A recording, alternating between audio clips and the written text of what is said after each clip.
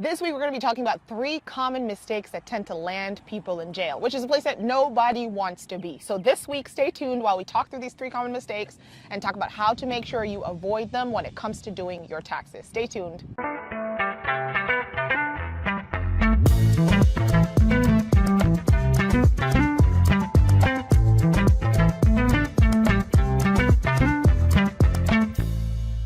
Now, I think this is a very timely topic because we're in tax season right now. Right. And for this strange reason, during tax season, a lot of people tend to become tax experts.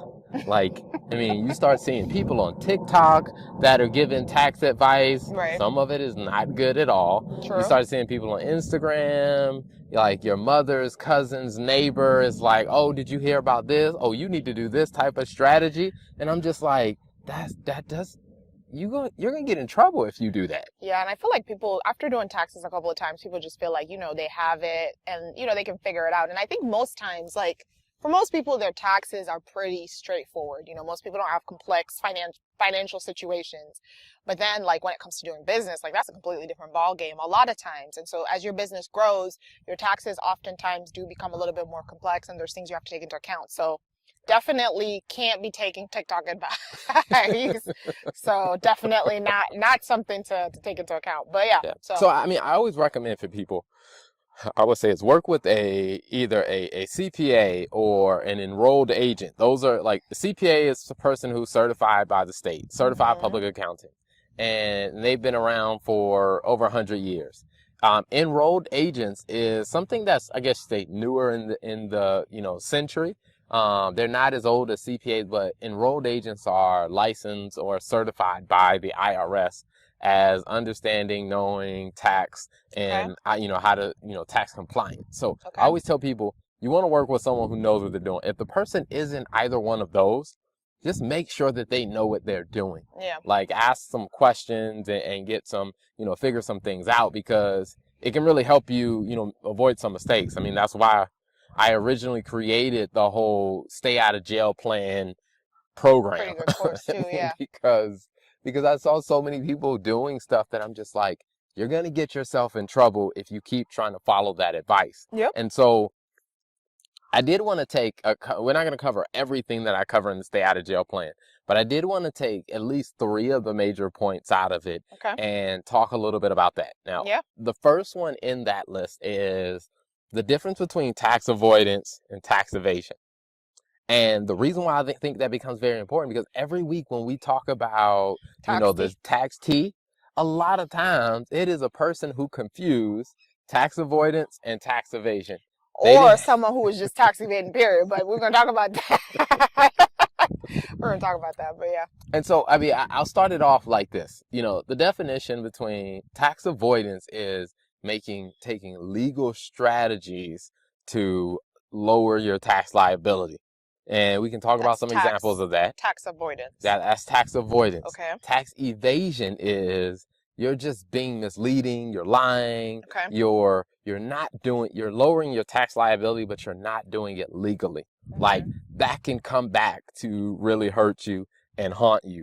It's you're not paying payroll taxes, you're not paying, you're intentionally saying, I know that I have to do this, but I'm basically trying to find a way where I don't fulfill the responsibility that I have, or I'm trying to doctor my income and all that stuff. Right? Yeah, or even in situations where sometimes people are they're not intentionally trying to do something illegal. It's just, they're just doing something that they're like, well, I heard this is a good strategy. For example, some people are like, oh, well, you should just pay your people as contractors so you don't have to pay the employer portion of payroll taxes. Yeah. And it's I've heard so many people mention that and say that to business owners. And I'm like, hey, it doesn't really work like that. You don't just decide to treat them like a contractor. Right, they have to actually qualify. Yeah, the IRS has rules and criteria about who is a contractor and who is an employee. And so I think there are some things that people are doing that are just obvious tax evasion. Yeah. For example, like I think it was a couple of tax teas ago. Was it a construction, a gentleman Yes. that owned a construction company? Yes, the one who was not secretly, the one who was sending the money, he was paying himself, but he was paying himself to like a different account that wasn't getting counted. So he didn't include his personal income Mm. as he didn't include the money that he was paying himself from the construction company as his income. Is that the one you're talking about? Yeah, because I think it's like to what you were saying, like the guy, he got a very big contract. It was Yes. a six-figure plus contract, Yep. and Like $2 then over million. several years, I Yeah. mean, it added up to over seven figures. Mm-hmm. So over $1 million over several years. Mm-hmm. And instead of reporting all of that on his tax return, what he was doing is he was he was paying another company for doing contract work, but he owned the company. He was the only employee of that company, and somehow he just wasn't reporting that. He reported the expenses, but he never included that money he paid himself That's probably some on his advice he tax got on return. TikTok. That's probably some TikTok advice. I can see it right now. Hey, set up a different account, pay yourself from that business account, or pay yourself from that LLC, and you're good. Like, no, just this guy is a classic example that you will always get caught by the IRS. It might take time, but you'll always get caught. I mean, and the funny thing is, that is actual advice that I've heard. Yes, I've actually Watched heard that too. Yeah. videos where someone literally said, "Hey, the rich out here are avoiding paying taxes. Let me put you on some game of some tax advice of doing what the rich do. What you should do Put you in some is jail. set up, you have your business." And, the funny thing was, this person was saying this wasn't for a business owner he was giving that advice. He was giving this advice for a person who worked a W-2 job. So this person worked a job. And so what he said was, all right, take your paycheck. You want to set up a LLC. Are you serious? And you want to take your after-tax dollars from your job. You want to put the money in your LLC's name, because your LLC doesn't have to pay any corporate taxes on it. And then you can just take draws out of the LLC to pay for your living expenses. And I was sitting there thinking, That's like, so dumb. this is bad advice. That is so dumb. Respectfully. I was like, this is horrible advice. Oh gosh. I'm like, and then I was like, when you think about it, I don't even think you're really avoiding taxes. No, because at the end of the day, like you said after tax? Yeah, you're taking. So you get a after paycheck, taxes. you open an LLC, you put the money in the paycheck in that business account in the LLC, then you withdraw money from that? Yeah. That doesn't even make any sense. That's not even good tax advice. Yeah, I'm just You're like, not saving any money. you've already paid the taxes Exactly. on it, This and is now not you're adding just up. adding this extra loop. I'm like, you're setting yourself up to be audited. Yeah, exactly. And I think also other situations where like people are trying to just hide money, that they're making money, or they're saying like, hey, I get paid under the table. Or one of the most common ones that I see that I always tell people, I'm like, yo, Yes. that's straight up tax evasion, is when they're getting paid. That, let's say if they're getting a 1090, let's say they get paid as a contractor, and they come back and they say, well, this person doesn't pay me as an employee, so they pay me as a contractor, so the IRS doesn't know. And I'm like, what you don't realize is they're filing a 1099 Someone is filing with the something. IRS. Yeah. They're telling the IRS they've already paid you. So if that income does not show up on your tax return, you are going to have an issue. Yeah, and so I think that would be like number one, basically, like omitting. No, not number one was tax evasion, right? Yeah. So tax evasion versus like tax avoidance.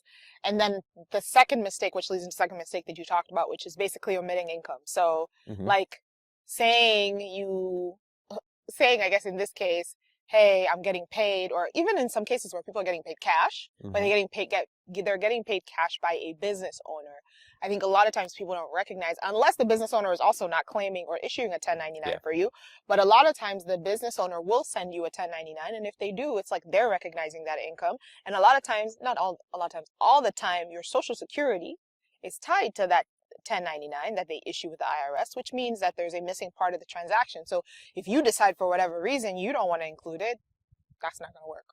Yep, absolutely. I mean, and I think that one becomes, a very obvious area. And I think a lot of people don't realize, 'cause even a lot of the tax teas that we went through, what the person that ended up going to jail didn't realize is the IRS already knew you got paid Right. because the IRS saw the 1099s. Right. The IRS already got the heads up that you got paid. Right.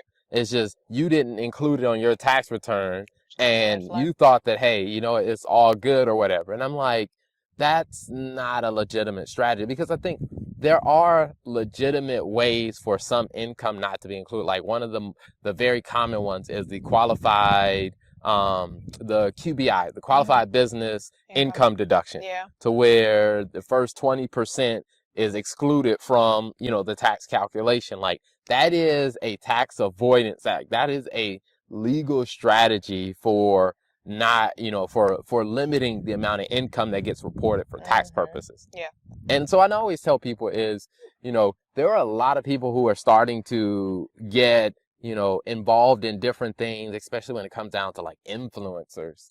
And when it comes down to people that are doing stuff on social media, what people don't realize is when you start getting free perks and stuff like that, that have some value to them, like in the eyes of the IRS, technically, that's actually income. Yeah, that's actually good, because that's actually a really good point, because I know a couple of years ago that was like a really big news story where the IRS was starting to crack down, even some of like the sales tax, like the tax regulation by like city and by state. Like, we're trying to figure out, hey, when you do business in this city, I think especially like during the COVID time frame of like cities and states, and even like the IRS, the government was trying to get a bit more aggressive about how, like, making sure that people were paying their taxes in certain areas. So I think the influencer piece is like, yeah, I'm getting these free products and stuff like that. And they're like, oh, it's free. I get to talk about the brand. But to the IRS, that stuff is income. Yeah. And I think also one that you mentioned that was a good one on the last week's episode was the topic of canceled student loan, right? Like, a lot of people are oftentimes don't realize that, well, I guess depending on what the decision is on the student loan, but oftentimes canceled student loans are considered, or debt is considered, income. Yeah, I mean, and I think a lot of people struggle with this because, I did a presentation for the Zeta Phi Beta organization in Charlotte. And one of the young ladies I was talking to afterwards, she was like, yeah, she learned that the hard way, where she had one of her debts got canceled, and she ended up getting a letter from the IRS about, hey, that her income was underreported. Because I always tell people, as you take a step back like this, it's like, typically when it comes down to a business, if you're receiving a benefit, that is somebody else's expense. So if your debts are being eliminated, somebody else is taking an expense for that debt that's being eliminated. So then the offset has to be somewhere. Yes. And so from the IRS's perspective, unless it is a unique situation, let's say, for example, you went to college and you did the work debt forgiveness program. Like, a lot of times like teachers have that program to where that may be an exception to it. Or even when it comes down to like what Joe Biden has talked about with the student loan forgiveness, like they also had to come back with extra rules, or an extra rule to say, hey, if this does happen, our plan is not to make it taxable or whatever. Right, which makes sense. Yeah. And I think, all in all, I always tell people, it's like, whether you agree with debt forgiveness or not, the point is, in normal cases, debt forgiveness is going to be included in income. I mean, because like we went through a really big piece of that with the PPP loans. Yeah. Where people, that was a very interesting time. Because, and the interesting thing about with the PPP loans is, they came back and said the PPP loans, the forgiveness is not considered income. And people are like, oh, great, it's not going to be considered income. But then they also came back and said, well, all the expenses that you paid with this money, you can't include those as deductible on your tax return. Yeah. So in essence, it's essentially income. You're put in the same exact position in the same way. Right. So ended up, being a very interesting way of try to work around it, but that's just not the way it happened. And I always tell people is just being very mindful that you may end up in a situation where your income ends up being higher than the money you actually received. if you have situations like debt forgiveness and stuff like that. Yeah, that's a good one. And I think specifically for business owners, one of the things that I oftentimes like think through or talk about is if you have good financial systems, like let's say you're using QuickBooks or you're using Zero, whatever it is that you're using, specifically when it comes to omitting income. Like I think it's very easy for people to make mistakes when it comes to their tax return because there's a lot, especially if you're doing it by yourself. Yeah. There's a lot of things you need to think about, like puts and takes. It's very meticulous. And it's not the kind of thing where you want to make a mistake on because it's almost sometimes a nightmare to go back and fix it and refile and all Yeah. that stuff. And so one of the things that I always recommend is, okay, how do you make this process as simple as possible? And I think a lot of times, like a lot of business owners, when you transition from like growing out of a system like TurboTax, for example, and maybe there's a bit more manual work that is entailed to file it, one of the great tools that we've talked to people about using is the LifeFlow 1040 like tax feature, which actually takes your financials and populates each of the buckets within or the boxes within that 1040, that form, to actually help you make that process easier. So like one of the things that I always advise people is take out the complexities as much as you can, because I think it makes it a lot easier when you're not having to kind of have to do everything manually. And there's a lot of good tools that allow you to be able to do that easily. Yeah. I mean, Yeah. and I think that no matter what you're doing, especially if you're an accounting firm, like you're doing, hundreds, maybe thousands of tax returns, Yeah. like you want tools in place that can pull the financial information, that can put it in the right buckets. Right. So either you or someone on your team or your staff can key in the information and you can keep moving through because, Yeah. I mean, if you're trying to get 1,000 tax returns done, I mean, it is going to be a awful experience. And I will Yes, a say this lot. is accountants are the worst when it comes down to customer service.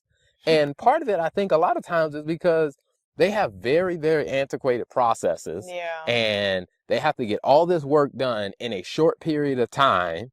And they don't have time to follow their customers. They don't have time to answer phone calls That's good. because they're desperately trying to get every tax return in and get it filed. And I'm like, there are probably, there's 330 million people in the US. So there's probably over 1 million tax returns Yeah. that need to be filed every year. Yeah. And there's a small group of people that are doing They're them, doing it or all. they're Yeah. using some type of software and they're just trying to crank through. And so one of the things that I would tell people is if you own a business, you want to check, like I would say is if you're working with an accountant, you want to make sure that that accountant has the infrastructure to be able to actually give you the best support. So if they're not using tools, I'm like, I don't know how they're going to survive tax season if they're not using tools. Yeah, that's really good. I think that's really good. And I think that's why it really comes down to, and I guess this is a tip for business owner accountants, is trying to simplify your processes as much as you can to make sure that you're getting out, one, the most value, but this season can really, I mean, your process can really make or break how easy or how difficult it is for you during tax season.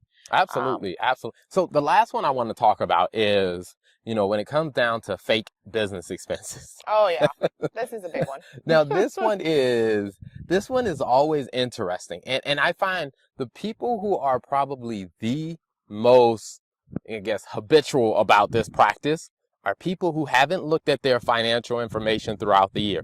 Like they haven't looked to see, hey, what does your income and expenses look like throughout the year? They get to the end of the year and they're like, and you tell them, well, hey, here's what your profitability was based on what happened during the year. And they're like, well, I don't still have that money in the bank. So what can we do to lower it? And it's just like, unless you have some other legitimate expenses, Yeah. You were profitable. This is what your profit looks like. You need to pay taxes on. Yeah. And I think that's actually interesting because I think this is probably an area where a lot of business owners get caught up, because in some respects, I think there's certain areas where some areas are gray areas, like with the tax, with the IRS, where it's like, it's almost like, okay, you kind of have to interpret it in terms of, like, for example, I'll give the example of like, maybe the vehicle expenses or like auto car expenses, where it's like, hey, you're using this car. And generally the rule of thumb is, hey, you only deduct the portion related to your actual business processes and practices. So like you're having to really interpret like what is related to your business itself. And so like there are definitely tools that help you have, like, for example, the mileage tracker stuff where it's like, hey, if you're going to do the you're going to do the mileage option where it's, hey, you're going to deduct based on the number of the miles, or you're going to do the actual expense method where you go, okay, these are all of the expenses related to business. I'll take a percentage of it, whatever it is. But this is an area for me where I think a lot of business owners sometimes get tripped up because, and I don't think a lot of times it's not intentional. I think it's just because it's a gray area, and if you don't have a process in place, it's going to be easy for you to, which you said, if you're not reviewing your income and your expenses throughout the year, it's going to be easy for you to just like, oh, okay, like, all right, this is all hidden in the expense account, let's just take it. And it's like, no, fam, like, just always remember, I always think in the back of my head, I'm like, if we were audited, like, this is oftentimes a thought that goes through my head when I'm putting business expenses on the card or our business card. I'm like, if we were to be audited today, how would I be able to justify that this is a business expense? Yes or no? And then kind of go from there. Yeah. I mean, a good rule of thumb that I always tell people is, when it comes down to understanding if this is a legitimate business expense, is flip it around and let's say, you're the CEO of the business. Okay.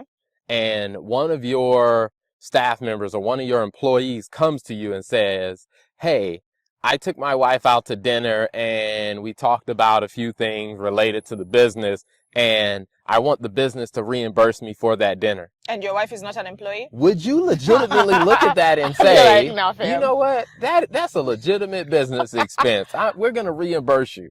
To where I'm just like, or I took a trip here. I spent, I took a week trip, and this is actually one the IRS talks about. I took a week trip for a week in, to Turks and Caicos, and I spent 5 minutes on the phone talking in a business meeting, but I was there for a week. So shouldn't this count as a business expense? I mean, it should. I was there. I talked about business for 5 minutes. And I know the IRS is actually pretty clear because I've actually seen examples of that where they actually, it has to be, is it what your majority of the time or something has to be related to business?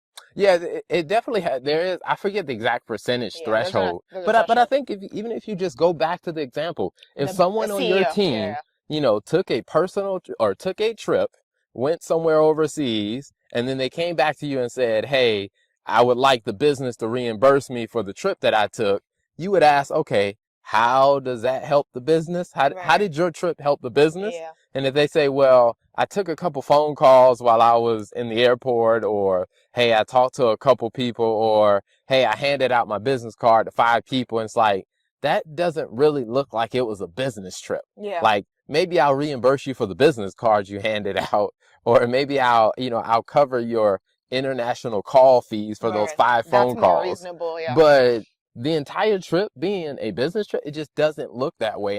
And I think for a lot of business owners, I think when it comes down to stuff like that, I mean, those ones I think are obvious. But where I see the biggest issue, because I had a conversation with a business and it was like, for a while they operated using cash, and they really didn't have a good record, like paper trail for what they were doing. And I'm like, this is going to be a very difficult thing to substantiate, because if we ever get questions from the IRS, like, you're not in a position, I'm not in a position for us to be able to actually say and prove, yes, this is what the money was spent on. And so I always tell people that is why I think when you're running a business, the bookkeeping becomes very, very, very critical. Yeah. I mean, because, and I know it may seem like it's a simple thing, but it is probably the thing that's going to lead you into the best tax strategy,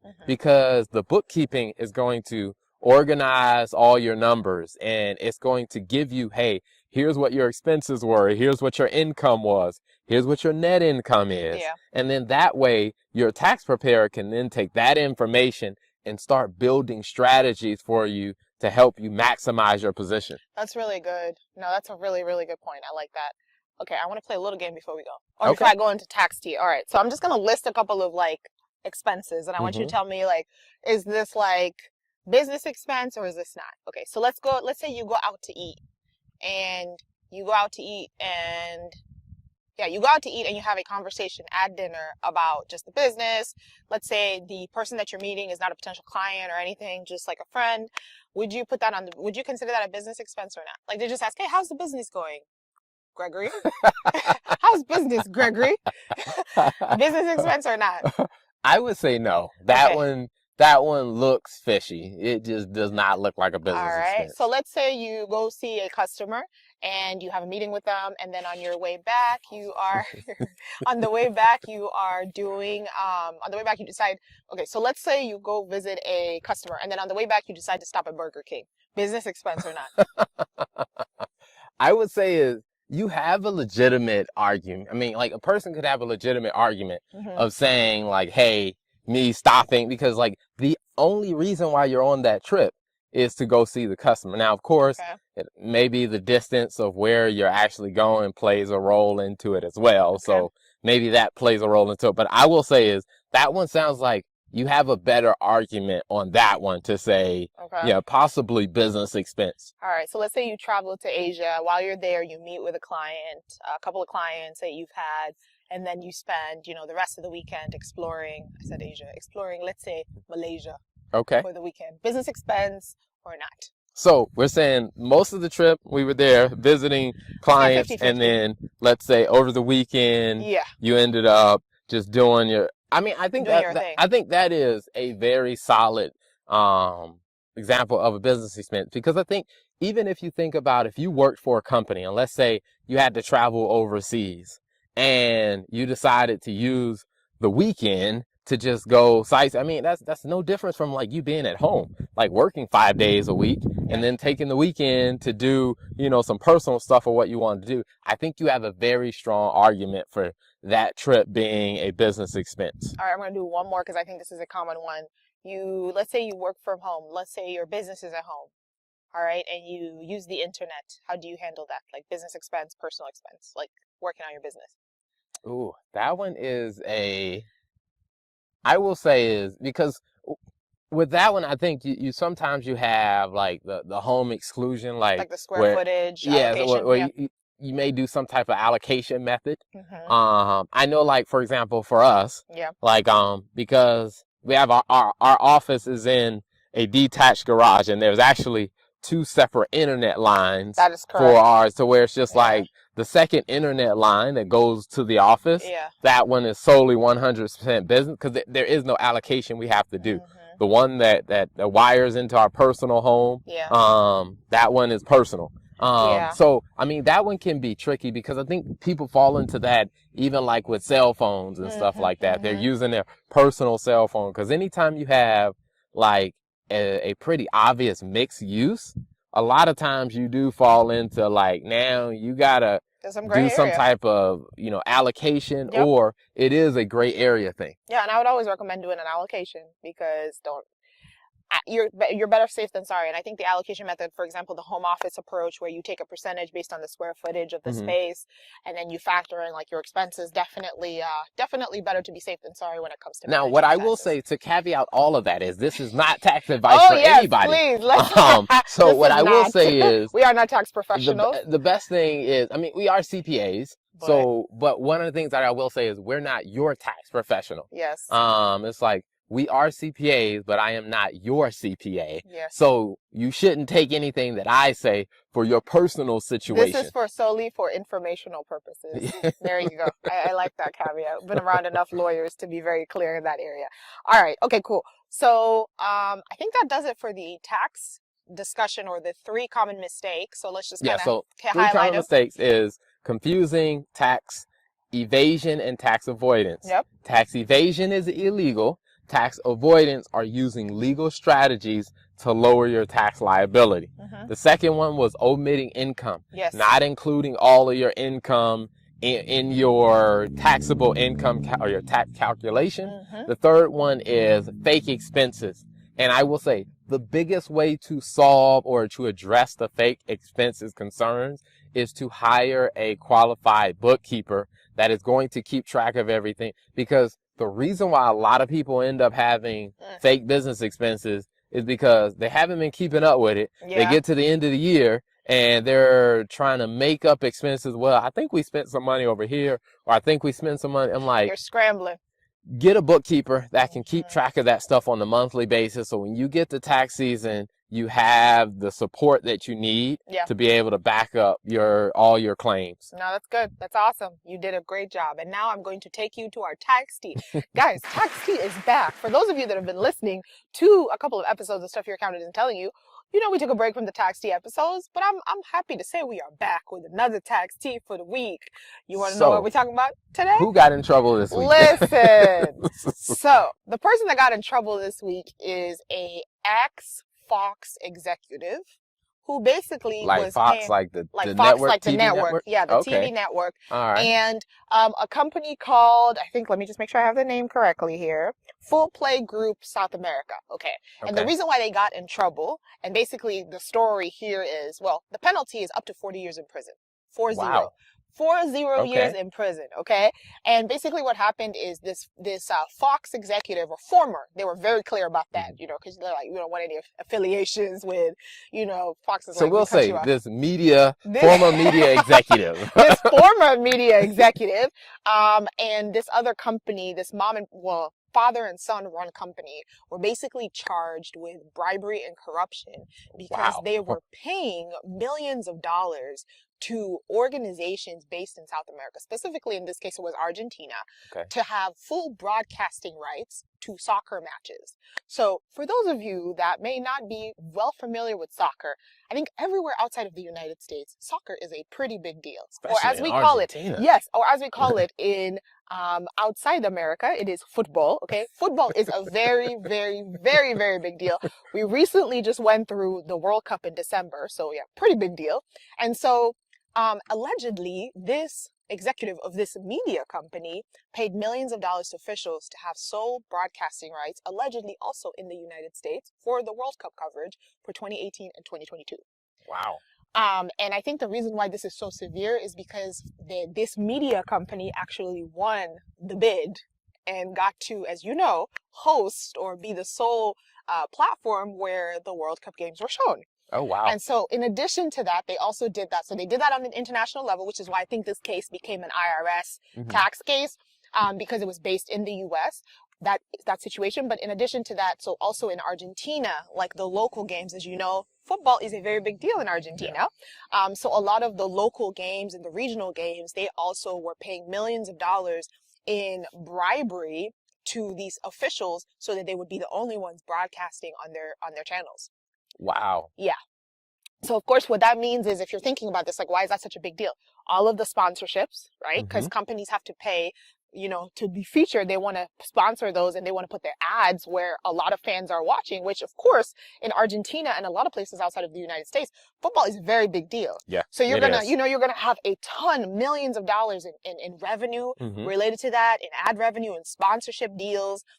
Even like, probably they had some sort of exclusive rights. Because they had exclusive rights to broadcasting, they were able to promote people had to sign up for memberships to be able to watch on their channel. So a lot of revenue came from this. It didn't detail how much, but he's facing up to 40 years in prison.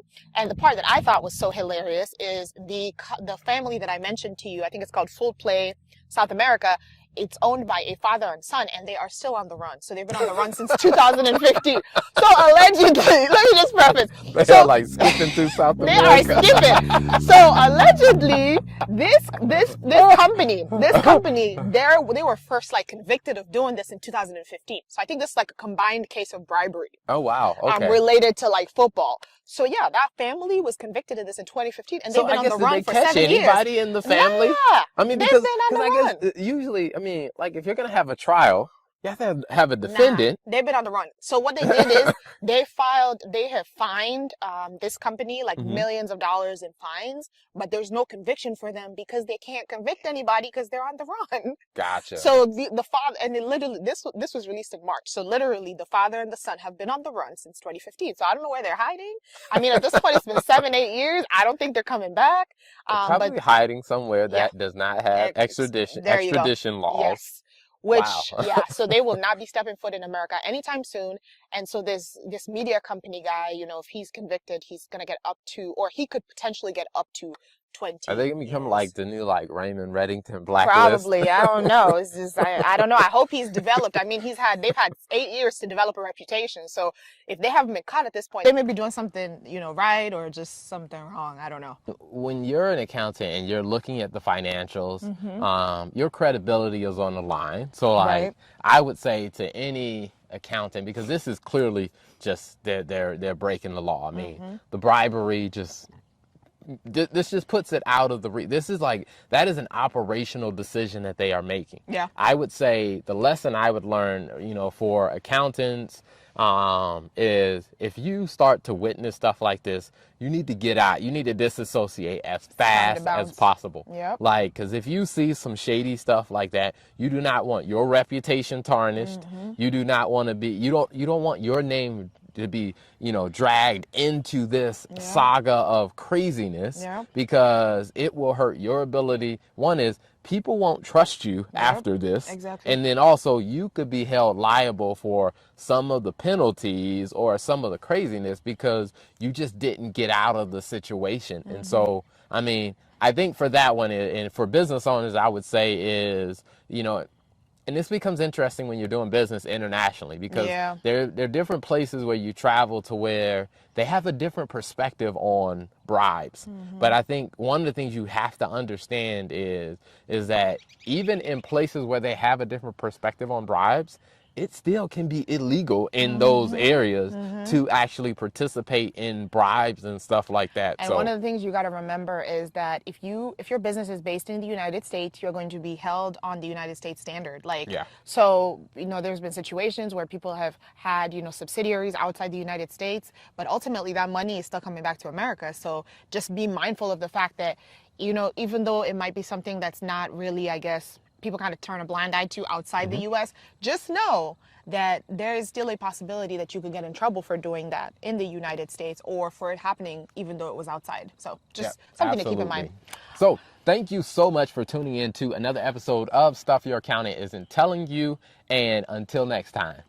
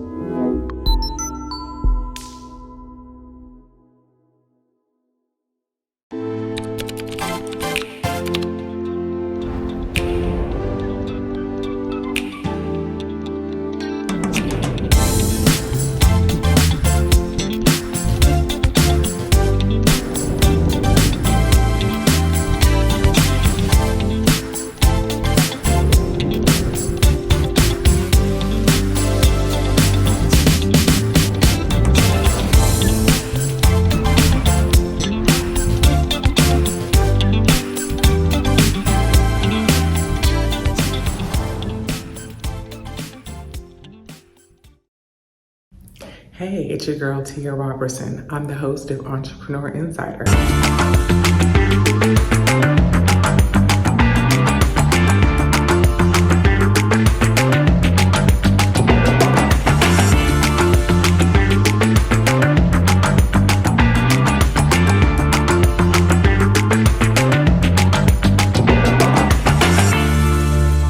Right here on RETV every Thursday at 6 p.m. Eastern for entrepreneurs and news that you need to know about. See you there.